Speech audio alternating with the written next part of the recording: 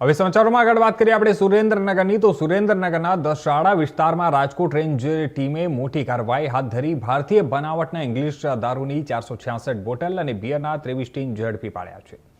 પોલીસે દારૂ સહિત કુલ ₹1,43,905 રૂપિયાનો મુદ્દામાલ કબજે કર્યો છે, જ્યારે દારૂની હેરાફેરીમાં વપરાતી કાર સહિત કુલ ₹2,43,905 રૂપિયાનો મુદ્દામાલ જપ્ત કરવામાં આવ્યો છે. આ મામલે પોલીસે મનોજભાઈ જગમલભાઈ વાઘેલાની ધરપકડ કરી છે, જ્યારે અન્ય આરોપી ભરતભાઈ ઠાકોર હાજર નહીં મળતા તેને વોન્ટેડ જાહેર કરાયો છે. બંને આરોપીઓ વિરુદ્ધ દસાડા પોલીસ સ્ટેશનમાં કાયદેસરની કાર્યવાહી હાથ ધરવામાં આવી છે. ત્યારે જણાવી દઈએ કે રાજકોટ રેન્જ ડીઆઈજી નિર્લિપ્ત રાયના માર્ગદર્શન હેઠળ આ સમગ્ર કાર્યવાહી કરવામાં આવી હતી.